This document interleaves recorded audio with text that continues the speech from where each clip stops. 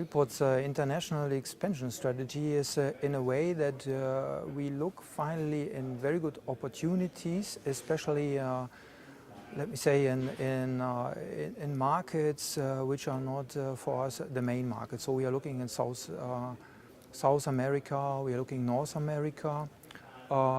We bought just the Iberian setup of ports. So finally, when we see an opportunity, we evaluate, we look, and then we go in or we decide not to go in.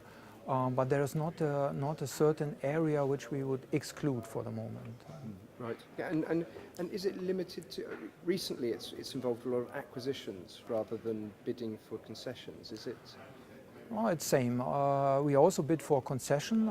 We are not so focused on greenfield development. This is not what we are doing. But of course, in our existing portfolio, we have concessions. We have new tenders for concessions when they're ending. We like to get in brownfield project because then there is already an ongoing business which we can grow and which we can expand and which we can optimize.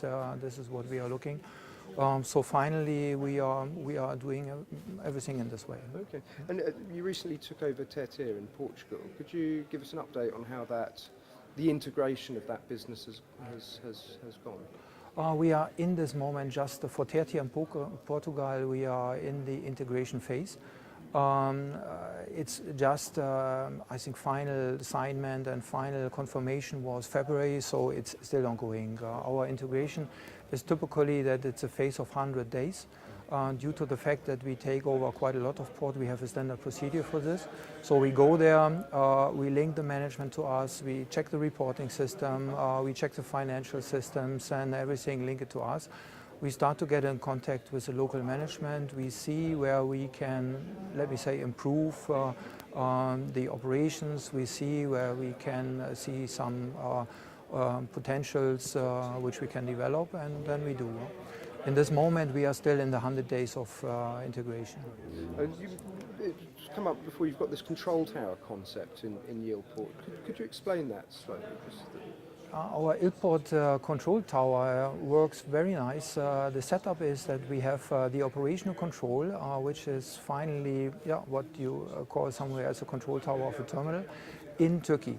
So we have our naval system, we have our software set up there, and we are doing supervision, monitoring of all activities on the terminal. And our control tower team is directly in touch with the operations on site. This means finally, for example, that our supervisor who is checking the sequences, checking the movements which he can see in the monitoring of the system, directly with a crane driver on site, for example, in Oslo, and they are talking with each other. And when the crane driver on site has a problem, he sees a potential or he sees something on the ground which is going wrong, he is contacting in Turkey, and we have a direct interaction in this. Yeah. And there was, I understand that there was obviously integrating different cultures can be quite problematic, but you've brought in some new practices to try and resolve those. Finally, it is a problem, of course. We have Norwegians, we have Swedish, we have our Turkish colleagues, now we have Portuguese and Spanish. We have even in Paita, so we are in South America also what we are doing in Peru, so Peruvians coming. And the problem is the communication, because they have to communicate with each other. But the concept we have there is exchange of people. To get knowledge from each other, we just exchange people. And what we are doing is language courses. These language courses should be very special because finally they don't need to learn how to order a coffee on holiday. Finally, they need to learn how to solve a problem on a terminal, so we have a very special language.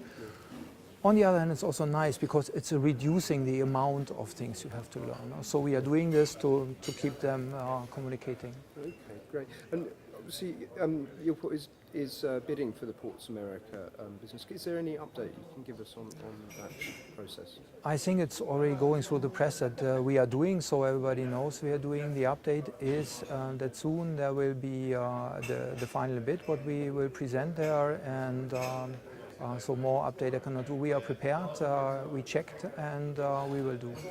Great. And then finally, if I could just get a sort of general comment, you know, your customer base, the liner shipping companies are merging, they're grouping into larger alliances. How does that affect your business, and what sort of challenges does it pose to terminal operators?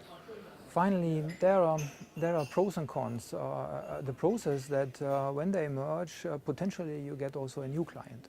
So they merge, they bring together the vessels, and potentially there is coming a new one. The con is when you want someone to convince to come to your terminal, now you are speaking with a bigger group. Beforehand was a single decision, now it's a bit more complex. But it is okay for us, and so far we have no big concern. Yes, we are in a lucky situation that our cargo is beside Malta, where we are together with CMA. Beside Malta, finally, a big percentage local cargo.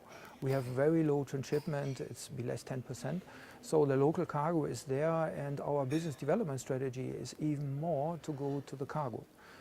So we are in contact with the business cargo owners. We are in close contact with our liner colleagues to even help them to catch someone. And so this is somehow what we are working. So we like to know the cargo. We like to expand our hinterland. This is what we do, so to grow in the hinterland. So you're talking directly to the shippers and to the 3PLs and to these sort of... Up to the producers. We have one project where we even operate the yard of the producer. Maybe not so many people know, but we are also very strong in logistics. Yeah. We are not only container, we are multi-purpose, so we have liquid, we have bulk, we have general cargo, we have container, we have ro-ro, and we also have logistic business, we have trucking, we have dry ports which we are operating. So we are known like this, especially in Turkey. And so the producers come to us, and some of them, they even have a local yard. And they're asking us, can you operate this local yard and out of this local yard directly feed our production? So we are doing this, and so we are just a full service provider and try to link them to us. So you're packing the containers as well? We are packing the containers. We are even bringing, for example, take car production. We are bringing the container directly in the car production. Right. So you'll be weighing the containers as well? Weighing, in a couple of weighing, of weeks' course. time. Of course. Yeah. Okay, great. Thank you very much for your time, Chris. You're welcome.